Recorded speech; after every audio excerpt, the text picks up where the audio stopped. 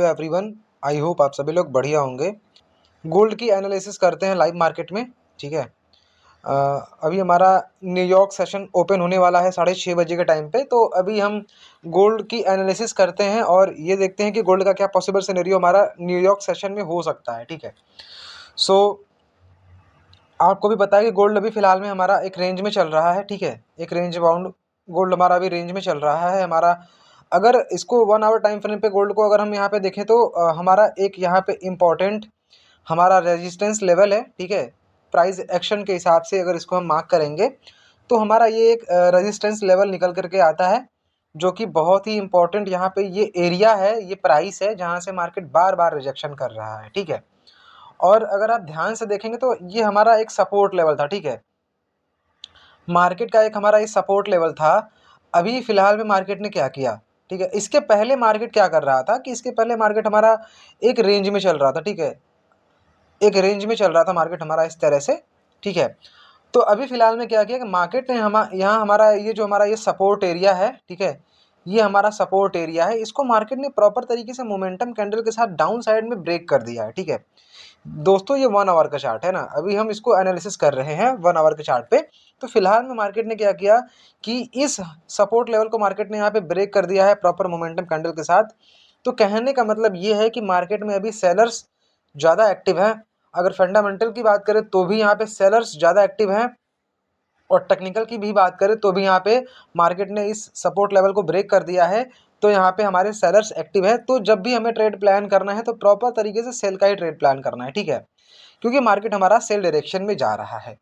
अब इसको हम छोटे टाइम फ्रेम पे चलते हैं और ये देखते हैं कि न्यूयॉर्क सेशन में हमारे कौन से जोन्स हैं जो कि हमारे ट्रेडेबल जोन हैं, जहां से हम ट्रेड को अपने प्लान कर सकते हैं। और ये वीडियो ओनली एजुकेशन पर्पस के लिए है, मैं कोई सेबी रजिस्टर्ड नहीं हूँ, इसलिए अगर आपको कोई प्रॉफिट या लॉस होता है तो इसमें आपकी रिस्पॉन्सिबिलिटी होती है। ये वीडियो मैं ओनली एजुकेशन पर्पस के लिए बना रहा हूँ, नॉलेज के लिए बना रहा हूँ। ठीक है। तो चलिए हम गोल्ड की एनालिसिस करते हैं। ये हमारा एशियन सेशन का कह सकते हैं इंडिकेटर है, जिसको हम यूज़ करते हैं मार्केट को एनालिसिस करने के लिए। मार्केट में जो भी हमारे सेशन ओपन होते हैं तो यहाँ पे ओपनिंग क्लोजिंग हमें इस इंडिकेटर के थ्रू हमें मिल जाता है। ठीक है। तो अभी हमारा ये 1 आवर का चार्ट है, इसको हम स्विच करते हैं प्रॉपर तरीके से 15 मिनट चार्ट पे। ठीक है। तो 15 मिनट के हिसाब से अगर आप यहाँ पे देखेंगे तो फिलहाल में हमारा यहाँ पे क्या हुआ है कि ये हमारा एशिया था। ठीक है। ये हमारा एशियन सेशन था, यहाँ पे हमारा एशियन था। एशियन के नीचे मार्केट ने क्लोज दिया, क्लोज देने के बाद हमारा ये ऑर्डर ब्लॉक था। मार्केट ने ऑर्डर ब्लॉक में टैप करने के बाद यहाँ पे डाउन साइड रिएक्शन दे दिया हुआ है। और अगर आप ध्यान से देखेंगे तो यहाँ पे मेरे को एक ट्रेड मिला हुआ था 5 मिनट टाइम फ्रेम के हिसाब से, जो कि मैंने अपने पब्लिक ग्रुप में शेयर भी किया हुआ है, जिसका लिंक आपको बायो में मिल जाएगा। और इस ट्रेड का रिस्क रिवॉर्ड था 1:2। ठीक है। इस ट्रेड का रिस्क रिवॉर्ड जो था वो 1:2 था। अब इस ट्रेड का रीज़न मैं आपको बता देता हूँ कि इस ट्रेड का रीज़न क्या था। कि अगर 5 मिनट टाइम फ्रेम के हिसाब से देखेंगे, ये सिंगल टाइम फ्रेम की स्ट्रेटजी थी। ठीक है। तो 5 मिनट के हिसाब से मार्केट हमारा क्या कर रहा था कि मार्केट हमारा डाउन साइड में आ रहा था। ठीक है।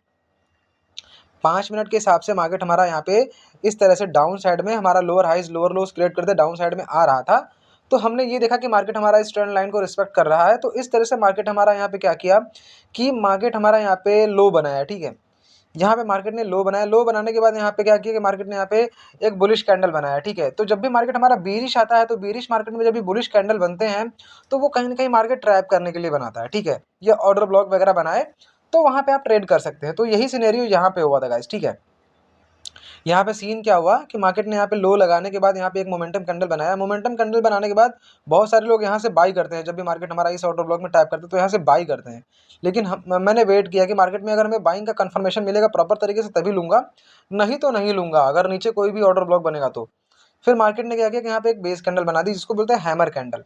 इस हैमर कैंडल को बनने के बाद मार्केट ने फिर क्या किया कि इस हैमर कैंडल के नीचे ब्रेक कर दिया। अब हैमर कैंडल क्या होता है कि जिसकी बॉडी छोटी है और विक बड़ा होता है।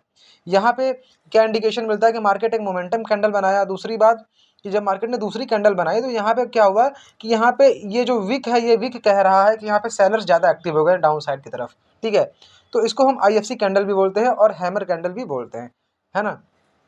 इस हैमर कैंडल के नीचे मार्केट ने क्लोज दिया तो यहाँ से डायरेक्ट मैंने ट्रेड प्लेस करी। ठीक है। जैसे ही मार्केट यहाँ पे टैप किया तो मैंने ट्रेड प्लेस करी और मेरा रिस्क रिवॉर्ड जो था वो 1:2 का था। तो अगर आप इसमें देखेंगे तो 1:2 हमारा रिस्क रिवॉर्ड अचीव हो गया है, और ये मैंने अपने फ्री टेलीग्राम में भी शेयर किया हुआ है। अगर आपको चेक करना है तो जा करके आप ना टेलीग्राम को ज्वाइन करके चेक कर सकते हैं गाइस, ठीक है। लिंक आपको डिस्क्रिप्शन बॉक्स में मिल जाएगा, ठीक है। तो इस ट्रेड का हमारा टारगेट हो गया था हिट। अब देखो यहाँ पे क्या हुआ कि अब मार्केट ने क्या किया कि हमारा यहाँ पे 15 मिनट का ऑर्डर ब्लॉक था जो मैंने आपको बताया हुआ था, ठीक है। मार्केट ने इस 15 मिनट के ऑर्डर ब्लॉक में टैप किया, है ना, इस 15 मिनट के ऑर्डर ब्लॉक में टैप किया। उसके बाद एक मिनट, मार्केट ने हमारा इस 15 मिनट के ऑर्डर ब्लॉक में टैप किया। देन अगर आप ध्यान से देखेंगे तो मार्केट ने अपने ट्रेंड को कंटिन्यू किया हुआ, ठीक है। ऑर्डर फ्लो है ये, ठीक है, ऑर्डर फ्लो है, क्योंकि यहाँ पे अगर आप देखेंगे तो ये कैंडल बनने के बाद इस कैंडल को मार्केट ने मिटिगेट कर दिया हुआ है, लेकिन यहाँ पे फेयर वैल्यू गैप है, ठीक है, ये फेयर वैल्यू गैप है। और हमारा ये ऑर्डर फ्लो भी है, ठीक है, जो कि ऑर्डर ब्लॉक का बड़ा भाई होता है ना। और ऑर्डर ब्लॉक जो होता है वो ऑर्डर फ्लो का छोटा भाई होता है ना, उसका रिफाइंड वर्जन होता है, ठीक है। तो मार्केट ने इस ऑर्डर फ्लो में टैप किया, और अगर आप यहाँ पे ध्यान से देखोगे तो यहाँ पे एक ऑर्डर ब्लॉक बना था बाइंग का, और मार्केट ने क्या किया कि इस ऑर्डर ब्लॉक को फेल कर दिया। क्यों? क्योंकि मार्केट ऑलरेडी सेल डायरेक्शन में जा रहा है। तो जो भी मार्केट सेल डायरेक्शन में जाता है तो जो भी हमारे बाई ऑर्डर ब्लॉक होते हैं तो उसकी प्रोबेबिलिटी बहुत ही कम होती है, ठीक है। तो एज इट इज मार्केट ने हमारे सेल वाले ऑर्डर ब्लॉक में टैप किया, और हमारा यहाँ पे इस ऑर्डर ब्लॉक को फेल कर दिया, ठीक है। और यहाँ पे टारगेट था सेलर्स का, ठीक है। अब देखो यहाँ पे अब हम किस तरह से मार्केट में ट्रेड को प्लान कर सकते हैं ये हम समझते हैं, ठीक है। अब इसको हम स्विच करते हैं 15 मिनट टाइम फ्रेम पे, क्योंकि यहाँ पे जोन्स क्लियर नहीं हो रहे हैं ना। अब देखो यहाँ पे क्या हो सकता है, ठीक है। अब देखो हमारा ये जो ऑर्डर ब्लॉक है ये हमारा इन्वर्टेड ऑर्डर ब्लॉक है, ठीक है, ये हमारा इन्वर्टेड ऑर्डर ब्लॉक है। ये क्यों है? क्योंकि यहाँ से अगर फिबो लेवल लगाओगे आप, ठीक है, यहाँ से अगर फिबो लेवल लगाओगे तो इसका गोल्डन जोन निकल करके आ रहा है 61%, 78% का गोल्डन जोन आ रहा है, ठीक है। कहीं ना कहीं ये रिस्की भी है ना। और हमें फिबो लेवल अगर लगाना है तो हम यहाँ से लगा सकते हैं ना। मेन तो हमारा यहाँ से है, ये स्विंग का हाई और स्विंग का लो। तो इसके एरिया के हिसाब से अगर आप देखोगे तो यहाँ पे 50% का हमारा रिट्रेसमेंट है, ठीक है। तो ये हमारा जोन जो है ये बहुत ही इंपॉर्टेंट जोन है, ठीक है, ये बहुत ही इंपॉर्टेंट जोन है। और जहाँ जब भी हमारा मार्केट इस जोन में टैप करेगा तो स्टॉप लॉस हमारा ऊपर रहेगा और टारगेट हमारा डाउन साइड में हो सकता है, ठीक है। स्टॉप लॉस इसके ऊपर रख सकते हैं, टारगेट हमारा इस स्विंग का लो होगा, ठीक है। अभी के लिए हमारा गोल्ड में ये सेल सिनेरियो यहाँ पे है।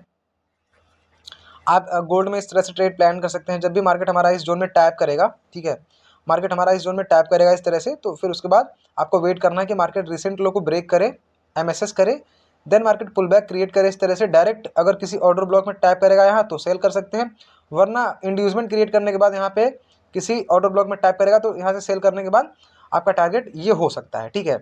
तो गोल्ड का हमारा पॉसिबल सिनेरियो ये है गाइस, ठीक है। गाइस अगर आपको चीज़ें समझ में आ गई तो वीडियो को लाइक ज़रूर कर देना, और अगर आप चैनल पर नए हो तो चैनल को जरूर सब्सक्राइब कर देना। सो गाइस मिलते हैं नेक्स्ट डे के एनालिसिस में, तब तक के लिए हैप्पी ट्रेडिंग एंड जय हिंद गाइस।